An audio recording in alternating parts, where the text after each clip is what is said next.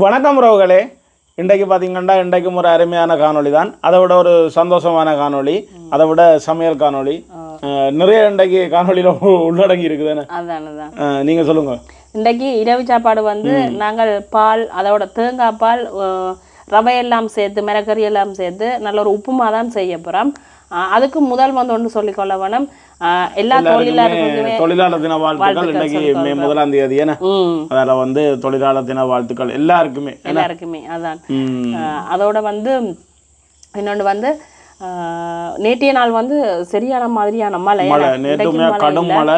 நிறைய அந்த பரந்தன் சந்தையில எல்லாம் ஒரு சந்தைக்கு மேல உள்ள அப்படியே கோபிசம் ஃபுல்லாவே இல்லை எறியப்பட்டிருக்கு. அதோட ஒரு சில இடங்கள்ல வந்து அந்த வீடுகளில் கூரைகள், அந்த பெட்ரோல் செட்டில் அந்த பெட்ரோல் அடிக்கிற இதே விழுந்து கிடந்து அந்த பெட்ரோல் அடிக்கிற மிஷின் அப்படி நிறைய இந்த ரோட்ல வேற வேற இடங்களே நடந்திருக்கலாம். இந்த நாங்கள் பார்த்த மட்டும் இந்த ரோட்லயே நிறைய வீடுகள், இந்த தகரங்கள், வேலிகள் எல்லாமே தூக்கி எறியப்பட்டிருந்தது இந்த மழையோட. அதோட அது ஒரு காற்று, சூறாவளி மாதிரி ஒரு சின்ன ஒரு சுழல் காற்று மாதிரி தான் வந்தது. ஆனால் வந்து அது காணொலியாக பதிவு செய்ய வைக்கிறாங்க. ஆனால் எங்களுக்கு வந்து உண்மையிலேயே சந்தர்ப்பம் கிடைக்கல. ஏன்னு சொல்லி சொன்னால் என்னென்னு சொல்லுங்க நீங்களே. நேற்று வந்து ஹாஸ்பிட்டல் அலுவலகம் தெரிஞ்சபடியால் கிடைக்கல சந்தர்ப்பம் கிடைக்கல. உண்மையிலுமே வந்து அதாவது நான் வந்து தாய்மாமன் ஆகிட்டேன் இன்றைக்கு. அதான் திடீரென இப்போ நேற்று இரவில இருந்து நாங்கள் கொஞ்சம் அந்த ஹாஸ்பிட்டல் அலுவலாகவே இருந்தா நேற்று கூட காணொலி வந்து பதிவு செய்யல. எங்களுக்கு வந்து அந்த அளவுக்கான டைம் வந்து கிடைக்கல. இன்றைக்கு கூட இந்த நேரம் எடுக்கிற மண்டைக்குள்ள விளங்கிருக்கும் பகல் பிள்ளை எல்லாம் ஓடி தெரிஞ்சதால் வந்து சந்தர்ப்பம் கிடைக்கல. இதுவும் ஒரு குறிப்பிட்ட டைமுக்குள்ள மிச்சப்படுத்தி அந்த காணொலியை போடணுன்றதுக்காக எடுத்த நாங்களும். அதோட வந்து இப்போ இன்பம் பெறும், அதோட வந்து துன்பம் பெறும், எல்லாமே மனசருக்கு தான். ரெண்டு எங்களுக்கு ஒன்று வந்து இப்போ தங்கைக்கு வந்து குழந்தை கிடைச்சது. இன்னொன்று வந்து அப்பா வந்து ஹாஸ்பிட்டலில், அதுவும் இன்றைய நாளைய வந்து அப்பா வந்து மாஞ்சோளம் ஹாஸ்பிட்டலில், தங்கச்சி வந்து கிளிநொச்சி ஹாஸ்பிட்டலில். அப்போ எங்களோட மனநிலையும் கொஞ்சம் குழம்பிட்டு தான் கொஞ்சம். அப்போ அங்கே என்ன செய்கிறது இங்கே என்ன செய்யறேன்னு மாறி மாதிரி கொஞ்சம் யோசிச்சு இப்போ ஓரளவுக்கு ரெண்டு பேருமே சேஃப். ஏன்னா கொஞ்சம் ஓரளவுக்கு ஓகே ரெண்டு பேருமே. அப்பாவுக்கு வந்து திடீரென வந்து கொண்டு போனது ஹாஸ்பிட்டலுக்கு. அதோட தங்கச்சிக்கு வந்து ஆண் குழந்தை பிறந்திருக்கு. அது வந்து ஒரு மத்தியானத்துக்கு பிறகு தான். அது வரைக்கும் நாங்கள் காலமையில இருந்து இரவு 11:30 ஹாஸ்பிட்டலில் நாங்கள் பிறகு மார்னிங் வந்து இப்போ இந்த ஒரு சாப்பாடுகளை செய்து கொண்டு போய் தந்தாங்க. அதுக்கு வந்து கொஞ்சம் இது ஆப்ரேஷன் தான். ஏன்னா ஆப்ரேஷன் அளவில் வந்து ஒரு மாதிரி தாண்டி ஆள் கொஞ்சம் ஓகே அங்கே இருக்கினா இப்போ வந்து நாங்கள் சாப்பாடு செய்ய தொடங்குவோம். ஏன்னா உப்புமா தான் செய்ய போகிறோம். அதுக்கான மிளகறி எல்லாமே எடுத்து வச்சுருக்குறோம். நாங்கள் கத்தரிக்காய் எடுத்து வச்சுருக்கிறோம், உருளைக்கிழங்கு, லீக்ஸ் வந்து கேரட்டும் வச்சுருக்கிறோம். இதில் பார்த்திங்கன்னா வெங்காயம், தேங்காய் பால் எடுத்து வச்சுருக்கிறோம். உரைப்புக்காக வந்து செத்தல் மிளகாய், அதோட வந்து ஒரு கறி மிளகாய், 2 பச்சை மிளகாயும் போட போகிறோம். செத்தல் மிளகாய் தனியாகவும் கூட போட்டுக்கொள்ளலாம். அப்படியே நாங்கள் எல்லாம் வெட்டி கழுவி எடுப்போம். வேணாம் முதல் வந்து மிளகறி எல்லாத்தையும் வெட்டி துப்புரவாக்கி எடுப்போம்.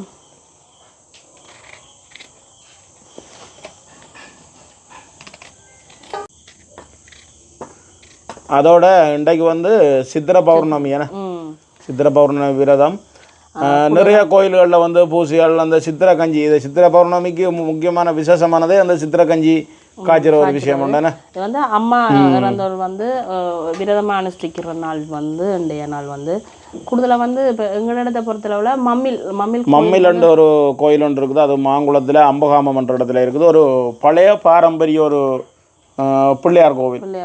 அதுக்கு தான் நாங்கள் போக எல்லாம் பிளான் பண்ணியிருந்தோம். நாங்கள் சந்தர்ப்பம் உண்மையிலுமே நிறைய தடவை எனக்கு சொல்லியிருக்கிறேன். கிட்டத்தட்ட ஒரு 4 வருஷமா நான் அந்த கோவிலுக்கு போக ட்ரை பண்றேன். ஆனா எனக்கு அந்த சந்தர்ப்பம் கிடைக்கல.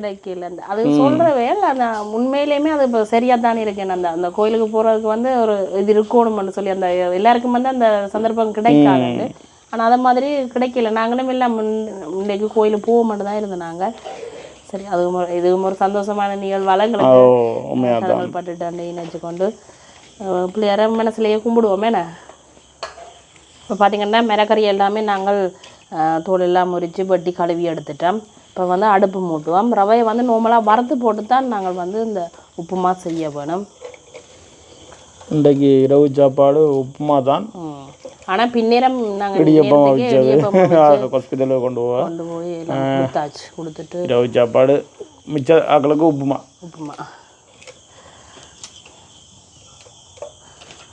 கொஞ்சம் ஓட்டமும் நடையும் தான் என்னப்பா ஆளுக்கு வந்து கவலை என்னடாப்பா அப்பாடியில் இப்போ போயிடல தானே அப்போ அங்கே தம்பி நிற்கிறபடியா பிரச்சனை இல்லை. தம்பி இப்போ அப்பாடி நிற்கிற நாங்கள் தங்கச்சியை பார்த்துக்கொள்கிறோம். நாளைக்கு இப்போ ஓரளவுக்கு ஓகேன்னா நாங்கள் அப்பாடியில் ஒருக்கா போய் பார்க்க முடியுமே. அதுதான் நிறைய குழப்பம், மண்ட குழப்பமாக கிடக்கு. வந்து இப்போ அந்த கிளைமேட் இருக்கு தானே, வெயில் வெப்பம் தானே, வெப்பம் கூடினபடியாக இப்போ ஏற்கனவே இந்த சளியும் கொஞ்சம் இந்த வீசிங் முட்டுக்குணம் இருக்கிறபடியா கொஞ்சம் மூச்செடுக்க அதான் நாளைக்கு வந்து போயிட்டுது. இப்போ தம்பி நிற்கிறபடியா அங்கே அதோட அம்மா மட சகோதரங்கள் எல்லாருமே நிற்கணும். சொன்னது என்ன இங்கே பார்த்துக்கொள்ள சொல்லி தாங்கள் அங்கே நிற்கிறபடியா ஒரு பிரச்சனை இல்லை, தாங்கள் பார்த்துக்கொள்ளணும். அதான் இப்போ நாங்கள் கிட்ட இருக்கிறபடியா தங்கச்சி கிட்ட நாங்கள் நிற்கிறபடியா இப்போ எங்களுக்கு பிரச்சனை இல்லை. இப்போ அப்பா கிட்ட அப்பாவோட சகோதரங்கள் எல்லாரும் தம்பி நிற்கிறபடியா அப்பாவை பார்த்துக்கொள்ளினோம். என்ன இப்போ யாராக இருந்தாலும் இப்போ உடனே ஒரு வைத்தியசாலை இப்போ கஷ்டங்கள் துன்பம் எல்லாமே வரலாம், நோய் நொடி வரக்கூடாது இருக்குனாலுமே அந்த கஷ்டம் எல்லாருக்குமே வரலாம், பிரச்சனை இல்லை. கஷ்டம்னா அடுத்த கட்டம் ஏதோ ஒன்று முயற்சி செய்து ஏதோ ஒன்று செய்து கொள்ளலாம். யாருக்குனாலுமே நோய் நொடிகள் வரக்கூடாது. என்னென்னா அந்த நோய் நொடி வந்தால் எல்லாருமே உடைஞ்சு போயிடுவோம். முதலாவதே வந்து அந்த ஒரு கவலையான நிலைமை வரும். இப்போ நல்லா இருக்கிறனாங்களும் கொஞ்சம் அந்த மனநிலையில் வந்து டக்குன்னு குழம்பிடும் மக்களுக்கு.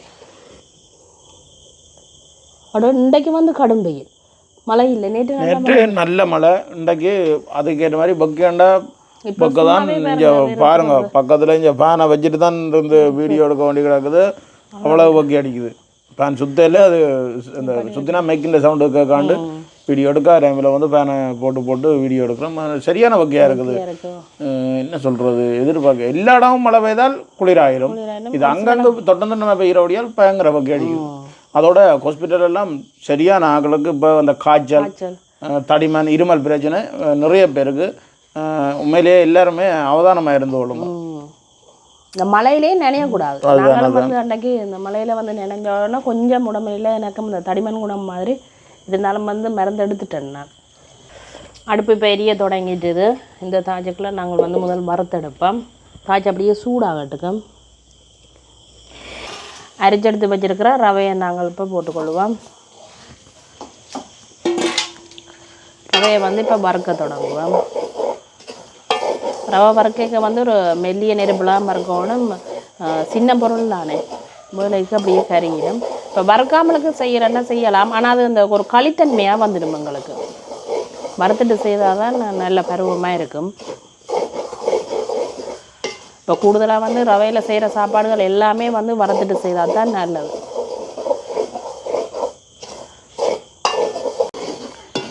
ரவை எங்களுக்கு வறுபட்டது காணும். இப்போ நாங்கள் அதை வந்து இறக்கி எடுத்துக்கொள்ளுவோம்.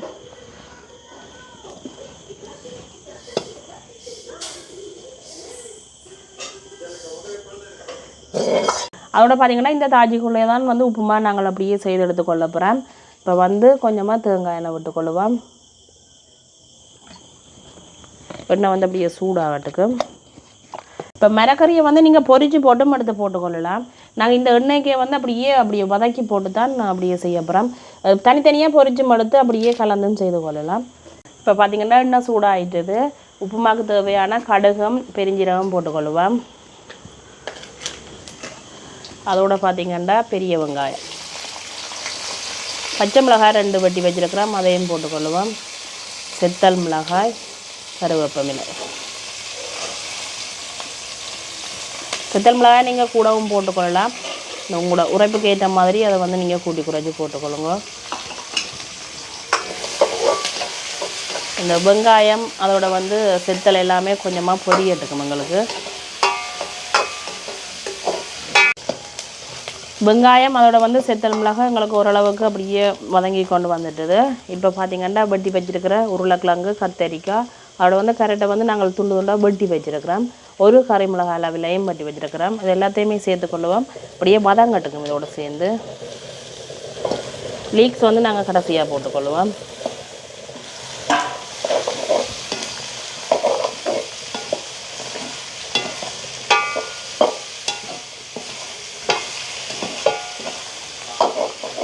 இந்த மிளகறிக்கு வந்து இப்போவே நாங்கள் உப்பு சேர்த்துக்கொள்ளுவோம்.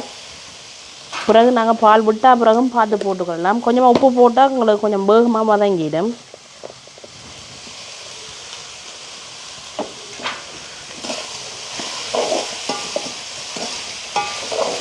இப்படியே மிரக்கறிகள் எல்லாம் வதங்கட்டுக்கு.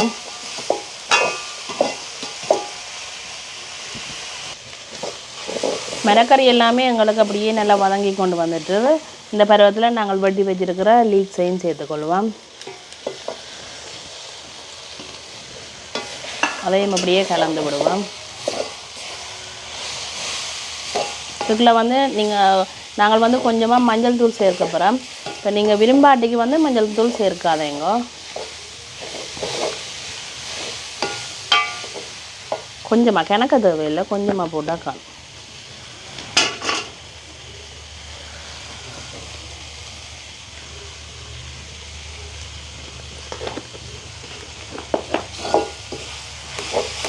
அப்படியே அதையும் வந்து நல்ல வடிவாக அப்படியே கலந்து விடுவோம். லீக்ஸ் எங்களுக்கு வேகமாகவே வதங்கிடும். இப்போ என்ன செய்ய போகிறோம்னா நாங்கள் வந்து தேங்காய் பால் தான் எடுத்து வச்சுருக்கிறோம். நார்மலாக வந்து இப்போ உப்புமா வந்து நீங்கள் வந்து தண்ணி விட்டு கூட கிண்டி கொள்ளலாம். ஆனால் தேங்காய் பால் விட்டு கிண்டிக்க வந்து நல்ல ஒரு சுவையாக இருக்கும். தேங்காய் பால் அதுவும் கட்டி பாலாக எடுத்து வச்சுருக்கிறோம். தேங்காய் பாலை அப்படியே விட்டு கொள்ளுவோம்.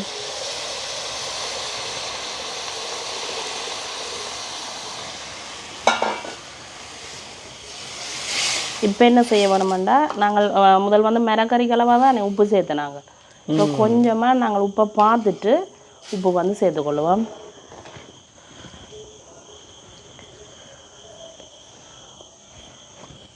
எங்களுக்கு வந்து உப்பு காணாது, உப்பு வந்து சேர்த்துக்கொள்ளுவோம்.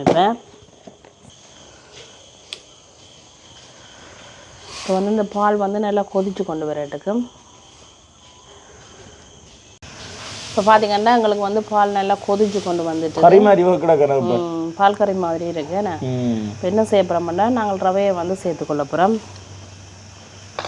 இப்போ ரவையை போட்டுக்கொண்டு நாங்கள் கடை வந்து அகப்ப காம்பி இருக்கு தானே, இதில் வந்து கிண்டி கொடுத்தா சரி.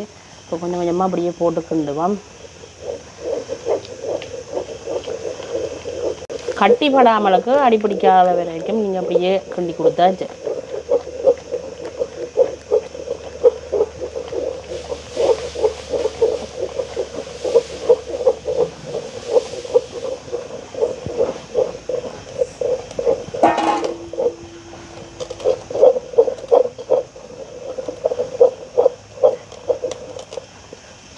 அப்படி அவிஞ்சோண்டு அப்படியே இதாக வருகுது இல்லை.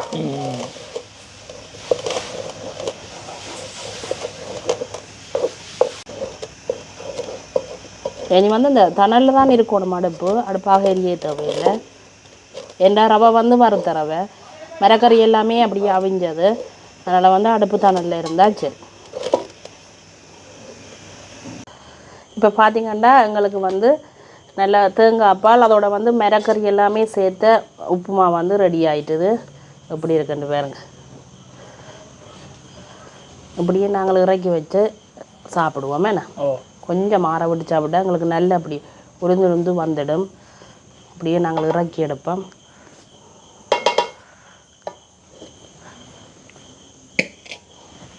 இப்போ வந்து நாங்கள் சாப்பிட்டு பார்க்க போகிறோம். இப்படி ஆறின உடனே இப்படி வந்திருக்குன்னு பாருங்க.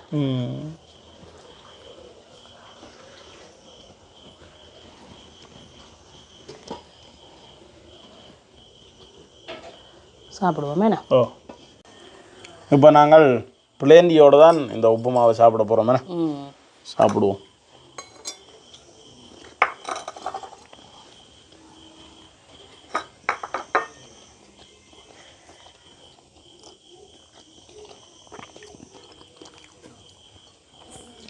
பிளேண்டிக்கு சும்மா அந்த மாதிரி தான் இருக்கு.